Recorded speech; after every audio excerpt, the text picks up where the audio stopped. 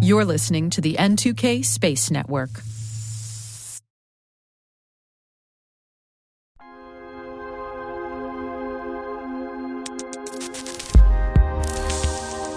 Welcome to T-Minus Deep Space from N2K Networks. I'm Maria Varmazes, host of the T-Minus Space Daily podcast. Deep Space includes extended interviews and bonus content for a deeper look into some of the topics that we cover on our daily program.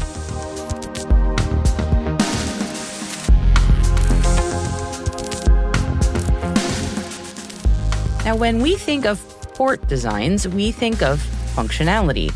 But does that extend to spaceports? Francis Walker joins us on this episode to walk us through the process of designing the future of spaceports across the world.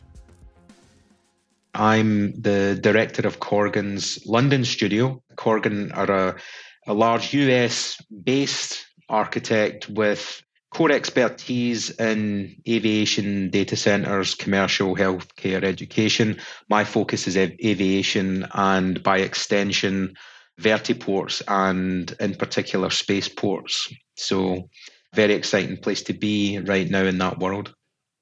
Yeah, thank you so much for joining me today. And the reason I'm so excited to speak to you today is when I think about a lot of things related to infrastructure, often design and beauty and aesthetics is not necessarily top of mind. Function is very important, but you are in the world of marrying the two together and also thinking about what a spaceport can be. So can you walk me through a little bit about your thoughts on maybe where we are with spaceports now and maybe where we should be thinking about taking them in the future? What's significant for us is, as a firm, we've been doing aviation since commercial aviation was a new thing. And we've looked at a lot of projects internationally, and we've looked around the world at doing airports and doing aviation work. And, you know, that there are big aspects about airports which are about security, operation, commercial drivers, but also about how the passenger feels when they come to the airport, and the idea of gateway and the idea of arriving in a new place. And, you know, when we work with countries, they're very invested and understand the value of the airport being a gateway.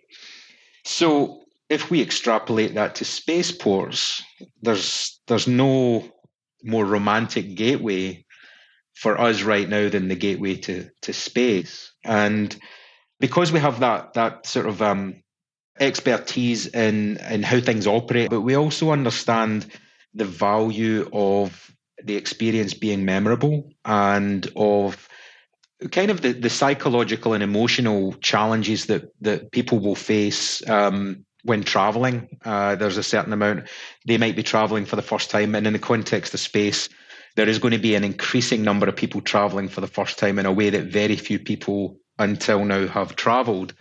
So what do they need to reassure them, to give them some comfort, some orientation, some stillness, whatever it is that they need to facilitate or to alleviate the stress of that journey?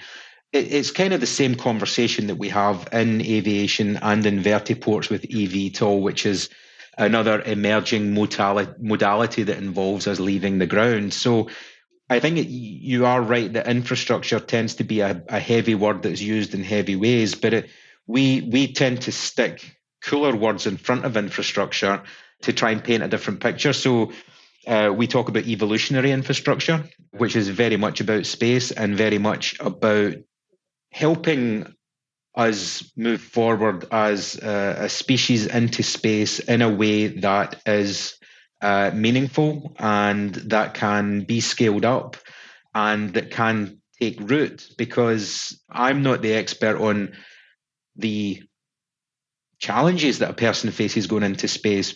As you know, there is a whole group of experts around the health and well-being of astronauts. That's a separate subject from me. What I'm interested in and what I'm curious about is a number of things that happen on our planet that are related to it. So from the perspective of spaceports, it's about education, it's about community. It's about a number of things that as an architect we think about all the time. So we think about cities and we tend to take the cities that we live in for granted, that this is how a city functions. But actually, the way that we are organizing cities, if we use spaceports and we use air mobility as the kind of driver, it's very different from the automobile, which you'll know American cities and European cities is essentially from the horse and cart to the automobile. The diagram for those cities and the way lives are organized is very similar. With spaceports, with eVTOL, and with changes in technology and life-work balance, I think that there is a really interesting time for us to think about how spaceports can influence it, how space as a network, global network, can start to shape different types of communities. I think that's really interesting and worth thinking about now. I'm curious, what kind of things does someone need to see or experience before they're heading off into space? Like, what kind of experiences do you want to build in to make that journey more exciting, comforting? I'm not even sure if I'm asking the right question, but I'm just really curious about that experience that you're building. No, I think it's extremely significant. I think that if I was to imagine 24 hours before launch, what do I want? You want loved ones around you, but you'll also want to. I think you'll have heightened senses about your home planet, because that's kind of the context that we're thinking about this in. So we're doing some work with some clients where we're talking about that a lot, and we're talking about it across all the types of sensory experience. Connection to nature is the thing that comes back a lot, and it's a really interesting. I wouldn't call it a paradox, but it's a really interesting scenario where you're about to leave the planet.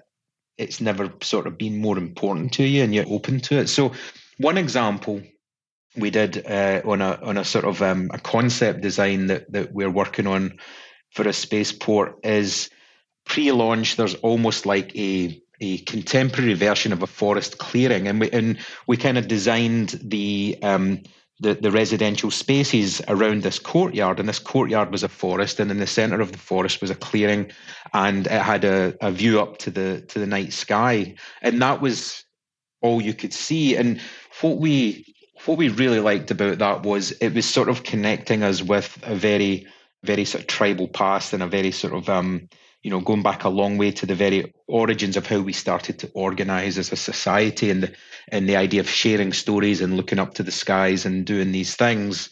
It felt like a nice point of departure and a nice complement to the fact that you're essentially being strapped into a machine and fired up at a ridiculous velocity up into the sky.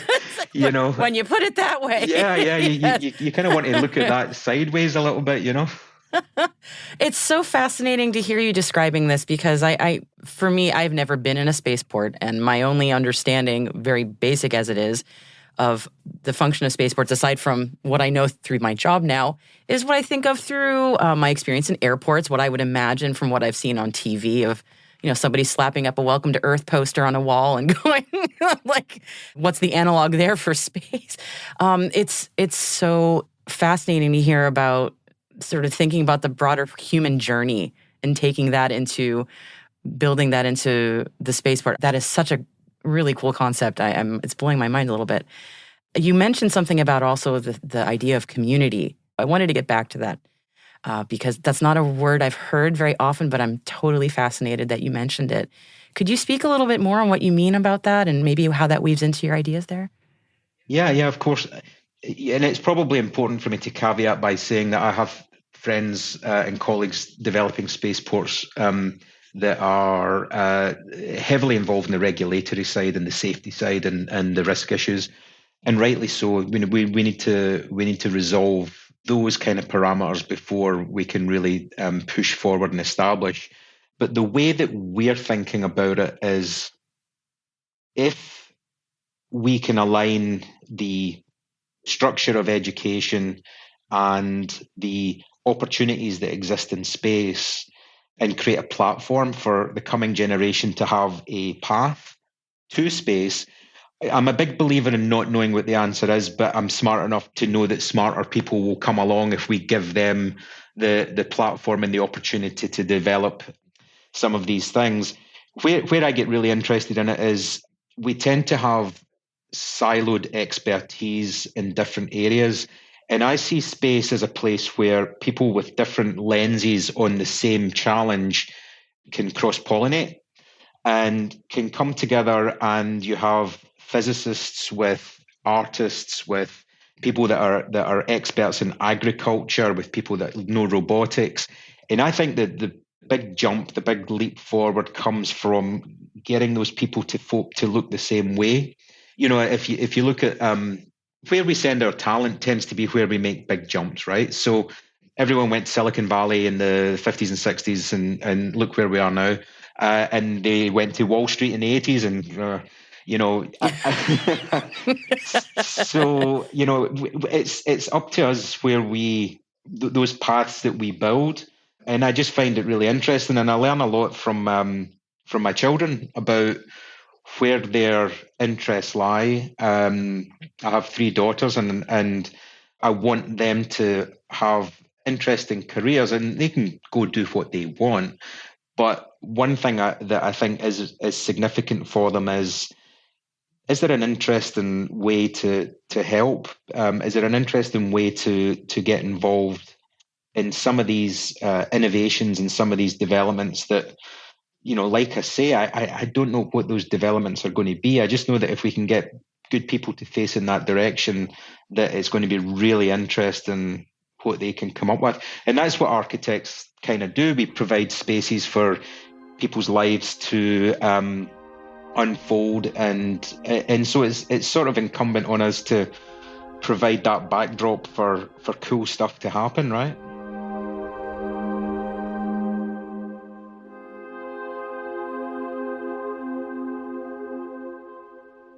We'll be right back after this quick break.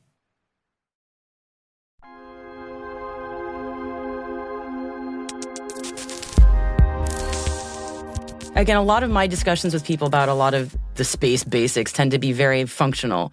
And I love hearing your vision of, again, I'm going to use just the word spaceport, but I know that's not necessarily the most descriptive term here, but as a place not just where transit is happening, but as a place where maybe folks can gather and do things related to the challenges related to space or humanity's space journeys. And that's a fascinating vision to me. And it's kind of a romantic vision almost, but it is really beautiful too.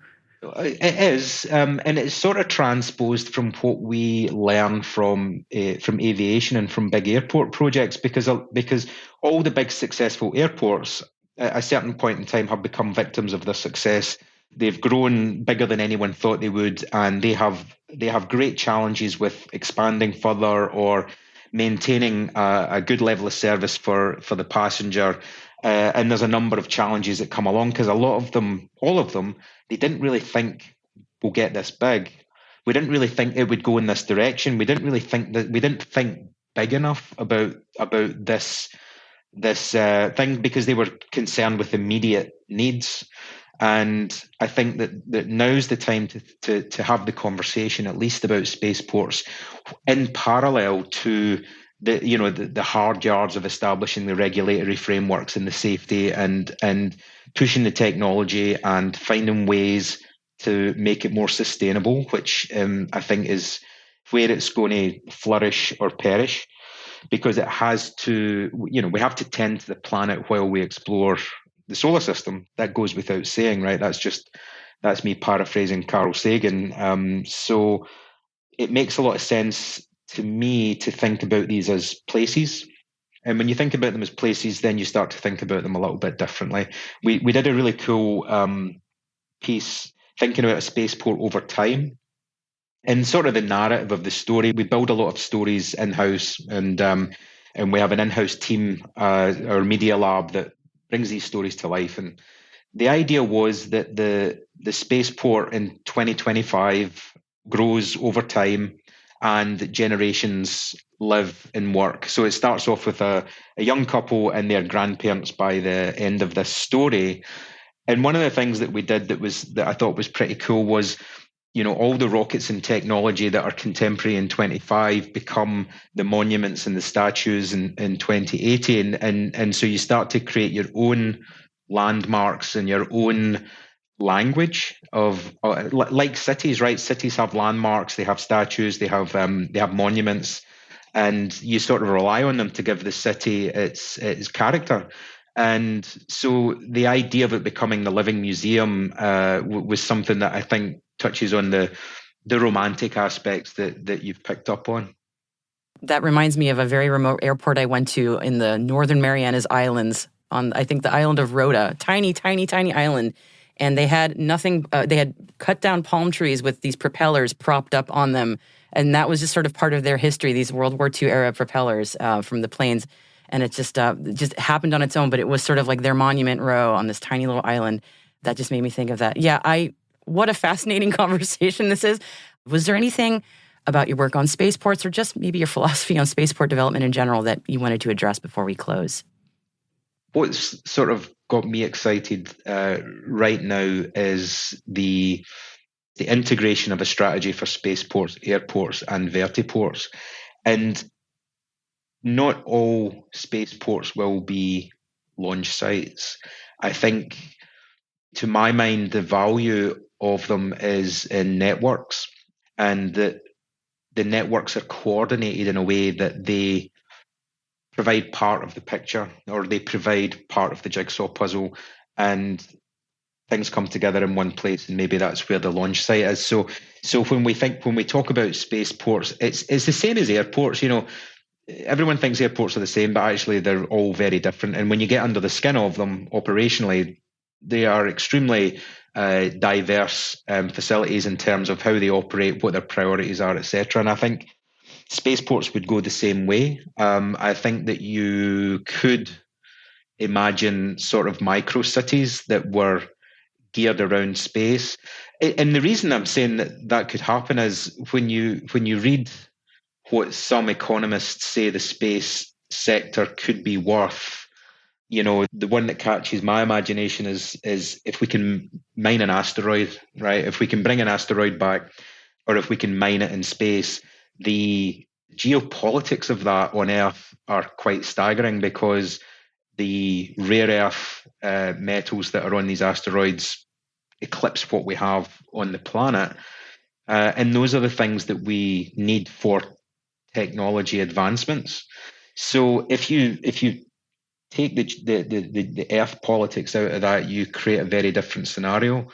And that leads me to a thought that it really needs people to communicate and coordinate and collaborate. And I do find that the space community and the little corner of it that I'm in is very collaborative, very open to ideas, and fortunately transcends the politics of the whole thing.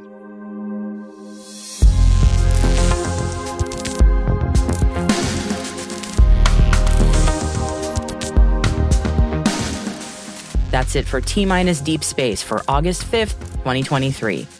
We'd love to know what you think of this podcast. You can email us at space@n2k.com or submit the survey in the show notes. Your feedback ensures that we deliver the information that keeps you a step ahead in the rapidly changing space industry. This episode was produced by Alice Carruth, mixing by Elliot Peltzman and Trey Hester, with original music and sound design by Elliot Peltzman. Our executive producer is Brandon Karp. Our chief intelligence officer is Eric Tillman. And I'm Maria Varmazes. Thanks for listening.